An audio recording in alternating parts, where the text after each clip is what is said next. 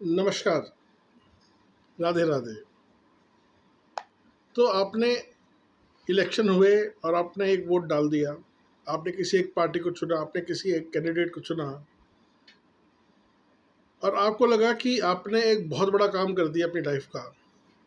एक बहुत बड़ी जिम्मेदारी जो आपके ऊपर थी, एक सही कैंडिडेट और सही व्यक्ति को पार्टी को चुनने की, वो आपने पूरी कर दी और आप खुश हो गए कि हाँ, यही मुझे करना था इस डेमोक्रेसी के अंदर और ये मैंने कर दिया।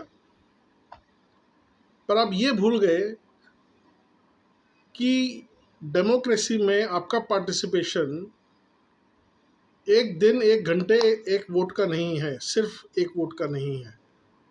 वो तो मैंडेटरी है, वो तो बहुत ज़रूरी है।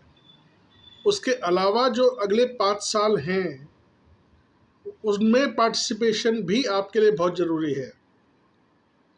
आपने एक कैंडिडेट चूज़ कर लिया जो लाख, 2 लाख, 10 लाख लोगों को मैनेज कर रहा है, का काम मैनेज कर रहा है, और आप एक्सपेक्ट करोगे कि वो मैजिक लाएगा और आपका प्रॉब्लम आपके जहाँ रहते हो घर के आसपास, जहाँ लाइट नहीं है, जहाँ सड़क नहीं है, जहाँ ड्रेनेज नहीं साफ़ होता है, जहाँ पर बहुत सारी और दूसरी प्रॉब्लम्स हैं, वो सब सॉल्व कर देगा एक मैजिक वैंड लगाकर, है ना? ऐसा है? ऐसा नहीं है। आपको डेमोक्रेसी का सही मतलब है चुनाव में वोट तो देना ही है।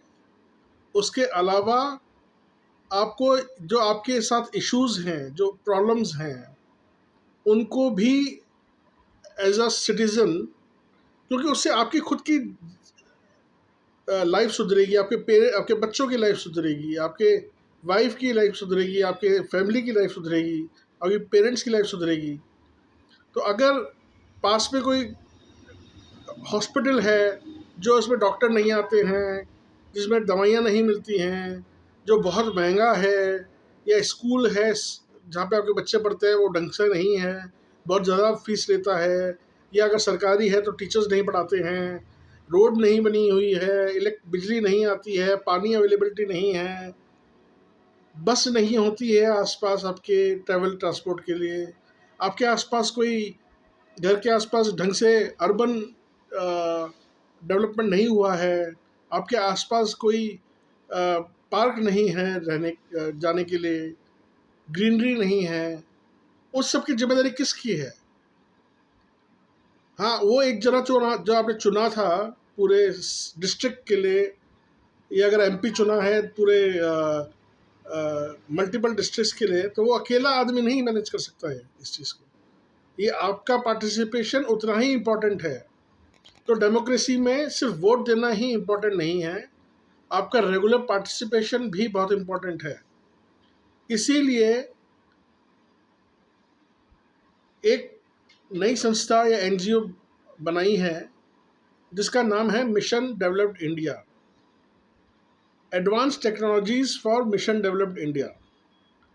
हम बहुत सारी ऐसी चीज़ें जो इश्यूज मैंने अभी डिस्कस किए हैं, बिना जाए, बिना टाइम लगाए वहाँ पे सड़कों पर धरना दिए भी सॉल्व कर सकते हैं। ऐसी बात नहीं है कि जिसको आपने सेलेक्ट किया है, इलेक्ट किया है, वो नहीं चाहता कि आपकी प्रॉब्लम सॉल्व हो सकता है वो भी चाहता है कि आपकी प्रॉब्लम सॉल्व हो, पर उसको पता ही नहीं पड़ पाती आपकी प्रॉब्लम्स। तो उसके लिए जो हम टेक्नोलॉजिस्ट हैं, जैसे मैं एक टेक्नोलॉजिस्ट हूँ, मुझे 25 साल हो गए इस लाइन में, आईटी की फील्ड में। आप भी हो सकते हैं कुछ ना कुछ टेक्नोलॉजी ब्रिंग कर लाते हों, आप फाइनेंशियल स्ट्रेटेजी ब्रिंग लाते हों अपने, आप मैनेजमेंट कंसल्टेंट हो, आपने एमबीए कर रखा, आप सीएक्सओ हो, आप स्ट्रेटजीज बनाते हो। तो क्या हम लोग मिलकर उन एडवांस टेक्नोलॉजीज़ को जो हम यूज़ करते हैं स्मार्ट सिटी बनाने में या दूसरे कामों में, क्या हम उनको साथ में लाके एक ग्रुप बनाकर रिजॉल्व नहीं कर सकते? तो इसीलिए एक मैंने वेबसाइट बनाई है missiondevindia.com, missiondevindia.com। उसमें जाइए और ज्वाइन करिए ग्रुप्स को। हम हर लेवल पर एक ग्रुप बनाएंगे।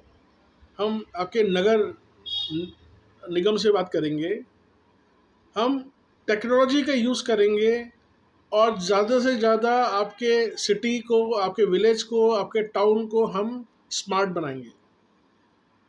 हमारे मोदी जी ने बोला smart city, smart town, smart village. उनका हम, यू कैन अंडरस्टैंड, जब आपका एमएलए, एक एमपी एक डिस्ट्रिक्ट का अकेला नहीं कर सकता, तो 1.4 बिलियन लोगों का अकेला पीएम कैसे सॉल्व करेगा, सॉल्यूशन कैसे देगा? जब तक हम खुद जो हेल्प कर सकते हैं, हमें कोई ज़्यादा हेल्प नहीं करनी, हमें पूरा दिन नहीं देना, हमें कहीं धरने नहीं देने, हमें सिर्फ अपनी टेक्नोलॉजी का यूज़ करना है और उसको ठीक करना है, लोगों तक पहुंचाना है। तो वो कंट्रीब्यूशन हद से ज़्यादा वीक में 2 या 4 घंटे का होगा।